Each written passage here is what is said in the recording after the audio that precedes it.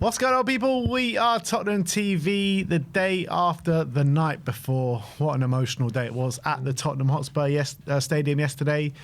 And we also got a nice little Champions League thumping as well to talk about. So Spurs on the right track, I would say. 2 wins on the bounce now. 2 clean sheets on the bounce. Haven't conceded a goal at home in the Champions League. Over 2 XG. Over 2 XG, 2 games running as well. For the footballer nerds out there. Don't tell Danny Kyriakou. Don't tell him, man. So we have got a lot of things to get into today, and I cannot wait to talk about the game and talk about the return of Son Heung-min yesterday, which there wasn't a dry eye. Well, it wasn't a dry heart in the house, let's say that, because it was definitely emotional. But we do have a Tottenham update to bring to you first, and first and foremost, we're going to talk about this article that was on Bloomberg. Was it yesterday? It was actually just before the game, they released it.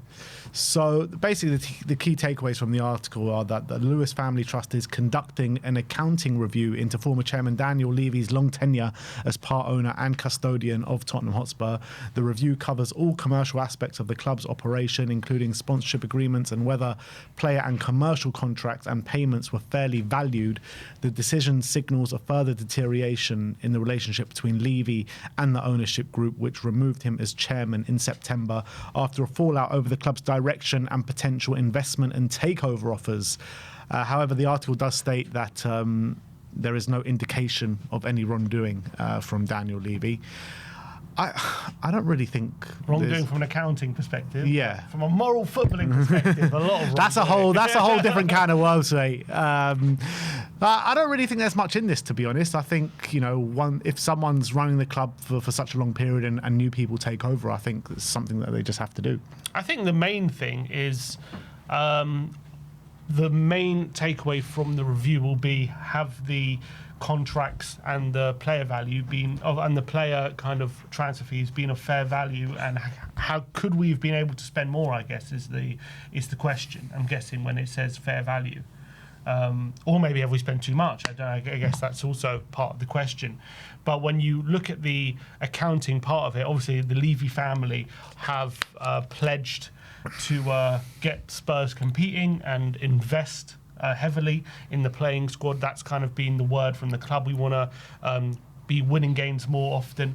So when it comes to this accounting, obviously Tottenham and Levy has been accused of being too frugal, not spending enough, or maybe not at the right times, and all this different stuff. So when they say in the article, the commercial and club operations, I think that's going to come out and say he's done a great job, I'm guessing, and more of the same. Like, we don't really have a problem with the commercial aspect of how much we've been unless they find he was taking backhanders. Yeah, which I wouldn't be totally surprised. But and all those sponsorship agreements, I'm guessing that what comes into that as well is the naming rights. His failure to land the naming rights. So that obviously comes into the review. But I think for fans' point of view, I think the main thing is whether player contracts have been of fair value. Obviously the wages go into that as well. Could Spurs have spent more on wages? Are the players currently in the squad, do their contracts represent fair market value for their quality?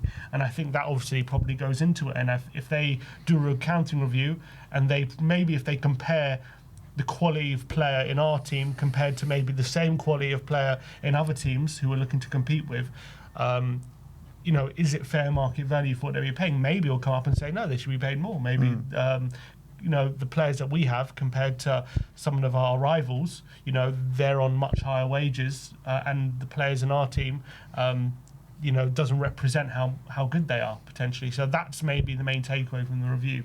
We'll see. Maybe they'll come out and say, our players are rubbish and they're paid over market value, but I hope they don't come out of that. Maybe they do. I would probably say, for the place that Spurs want to be in and the Lewis family want us to be in, they're probably going to say that, we're paying too low wages, but we paid too high transfer fees for the quality of player that we brought in.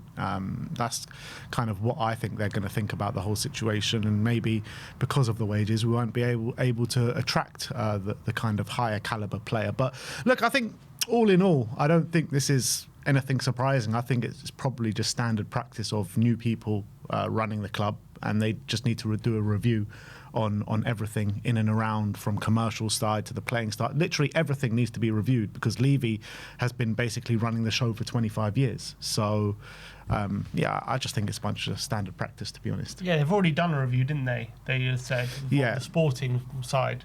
So this is off the back of that, they're saying in the article. It's going to be a different. I read the article. It's going to be a different kind of third party who's doing this review, which makes sense. You don't want the same people reviewing the sporting side of the club compared to the commercial and all that kind of stuff. Yeah, no, it is standard practice, but I do wonder what conclusions they'll come out with when it comes. I don't even know if we're even going to find out the final No, I don't. conclusions. I'm not saying we probably won't, but I do wonder internally what conclusions they'll come out with when it comes to whether the player contracts have been a fair value, because that's been a big topic of conversation for Tottenham fans about the wages that we pay, and whether they'll come to the conclusion that, yes, we have been underpaying, or whether they'll come to the conclusion actually the player contracts have been fair.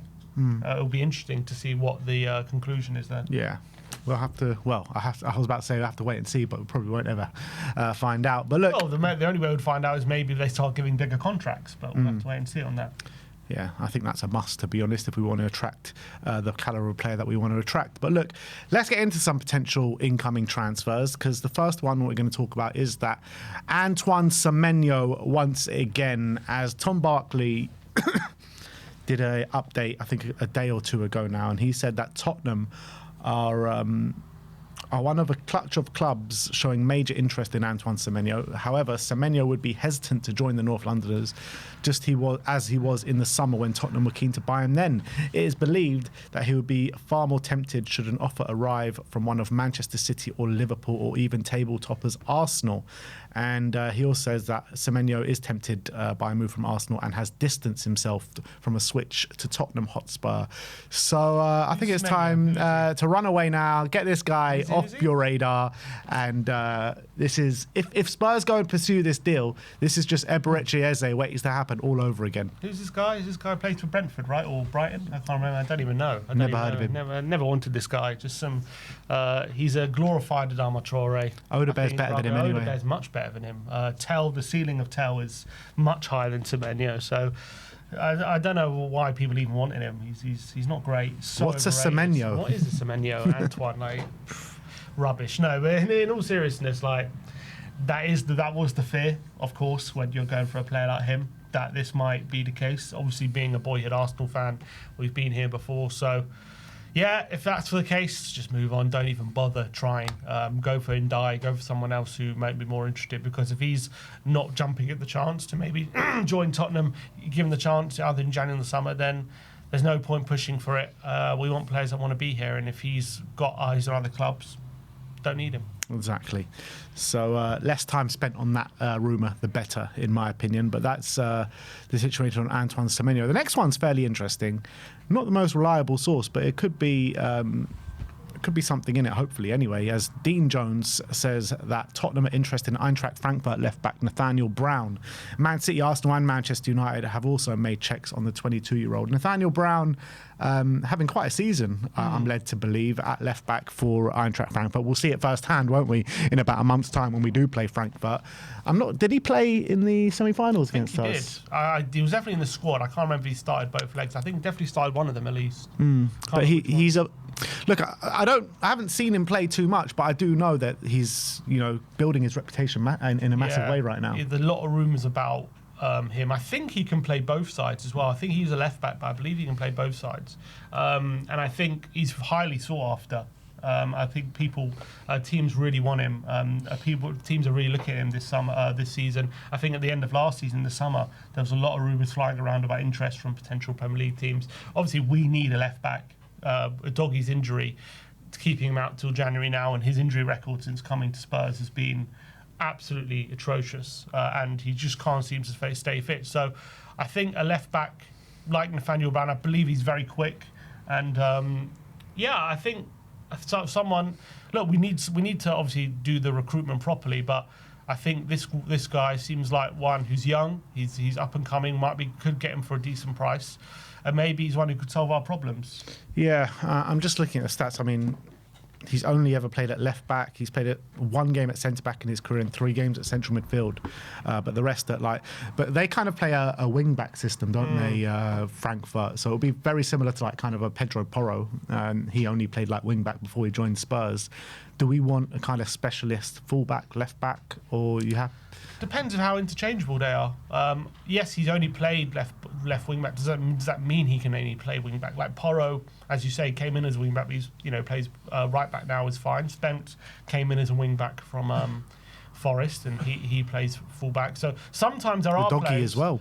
Udogie came as wing. Sometimes there are players who are very specialist wing backs. For example, like when we signed Perisic, you couldn't play him as a left back. He's very much, if you're going to play him in a full-back position, it has to be wing-back because he's never going to work as a left-back because he's a natural winger. Same as Amad Diallo for Man United. He's a wing-back there, but you can never play him at left wing-back or right wing-back. But someone like him, I think he's a natural defender. So I do think just because he plays wing-back doesn't mean he can interchange.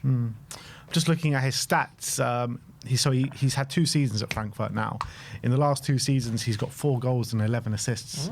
Pretty decent numbers, isn't it? Very good numbers, attacking-wise. Well, look, we need another option there. I think fullback should be a priority now. Given that Udogie's unreliability, even before that injury, we really needed one. So the fact that he again is getting injured is a massive issue for us, and it's going to put more pressure on Spence, more pressure on Porro, and we just need that extra option. Yeah, I've just seen that he actually wasn't eligible for the Europa League last season, and they put him in the squad for the knockouts, and he started both games against us. Started both games, yeah. I remember him being in the squad. So yeah, that's the situation on Nathaniel Brown. Look, not the most reliable source, but I think it's something that Spurs should be looking into for sure. With we have to bring in a left back surely in January. We can't keep relying on Udogie the way we're doing if he keeps breaking down and getting injured. Yeah, exactly. And to be fair, Spence has upped his game last couple of games, which is really good. Yeah, it's just not enough though, is it? But the reality is we need to be able to rotate him as well. We can't have a situation where it seems like when we've got Udogie there as well, we want to play him all the time because he's much better. Well, he has been anyway. But Spencer's come in now. He's going to have to play every game probably for the foreseeable. So we just need another option. So hopefully we can kind of sort that issue out. Yeah, someone in the comments here says that he actually played left wing against us, not left back. Left wing. So that's interesting. Last report we have for you is a name that you'll all be familiar with. It goes by the name of Troy Parrott.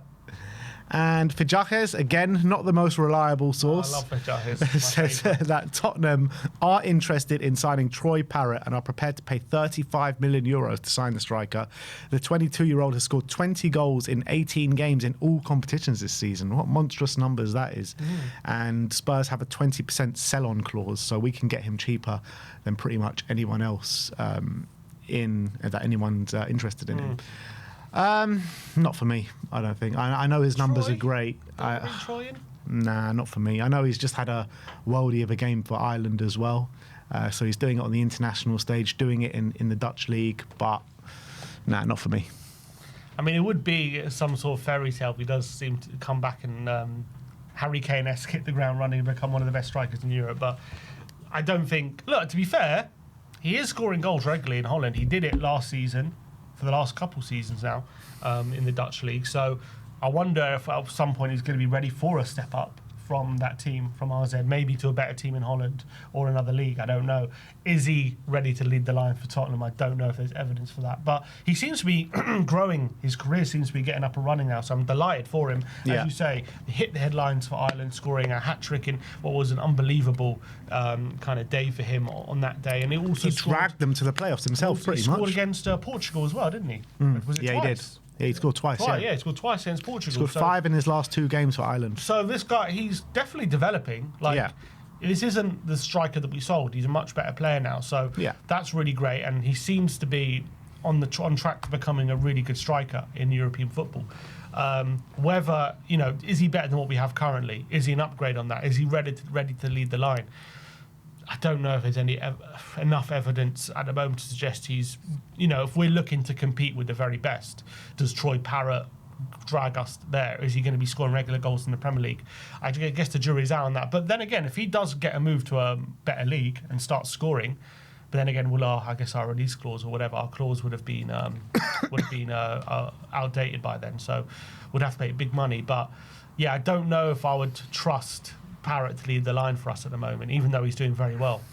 Yeah, I just look at him and I still think like he needs to build himself a bit more physicality to play in the Premier League. I think, you know, it's all very well and good doing it for in the Dutch league. We've seen many strikers do it in the Dutch league over the years and not transfer it into the Premier League. But you've got to give him credit for doing it on the international stage. And, you know, at this moment, it's kind of like a one-off against Portugal, that kind of level of opposition. So, yeah, I don't know. I just look at him and I don't feel like he's going to really make it in the Premier League. I'm just not sure of it. Yeah, I agree. I think the jury would be out on that, unfortunately. But credit to him. You've got to give him massive credit for leaving Tottenham. And I don't think he gets this Ireland call up, and I don't think he shows his form for Ireland if he stayed at Tottenham. Mm-hmm. So I think that leaving Tottenham was the best thing for him, to be honest. And I wonder if Dane will look at that and think, maybe that's what I need to do. Yeah, maybe. Yeah. But I look at Troy compared to Dane, and I think like Dane looks more kind of like more physically ready for the Premier League than Troy. I don't, maybe, but I think Troy's obviously a better player, but he's a bit older. Yeah. And he gets more chances. Troy's more ahead, of course, in terms of what he's done in the game, and there's no doubt about it. But I'm just talking about their physicality and their build. I think Dane might be more kind of Premier League, kind of more physicality. Yeah, potentially. I don't really know. I don't really know what Troy's. I don't really watch him week in, week out. I've only seen him obviously on the international stage. He looks very slender though, doesn't he? Yeah, but you know, he got 2 goals against Portugal. Portugal are no mugs, are they? True. So, like, if he was completely not ready physically, you know, would he have done that? I don't know how physically ready he is, but he's a good finisher, and you can definitely see that, and he definitely has that knack of being in the right place at the right time. But maybe you're right. Maybe I'm right. Maybe I'm wrong. Who knows? So yeah. We will never know until he comes back to the Premier League and tries it again.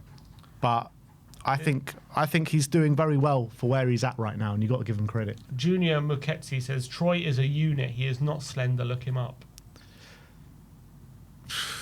When I watch him play, that's what I feel like. But maybe I haven't watched him enough. Maybe you're just thinking too much about his Spurs displays. Nah, it's not even that. I'm talking about recent times. I'm talking about even watching him score those 5 goals on the international stage, even watching him for us at Alkmaar, even against us, you know.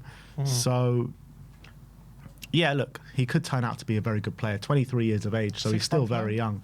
Nah. No loans? He needs to... I think he needs to build himself in better leagues, keep working himself up the leagues. Maybe go to the Bundesliga next. I think the Bundesliga will be very good for him. Makes sense. If he goes and smashes it in the Bundesliga, then I'll have, you know, then there's a conversation to be had there.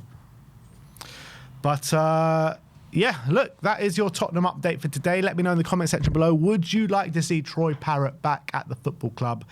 And let us know about Nathaniel Brown, the left back as well. Do you think that's someone that Spurs could potentially target in this January transfer window?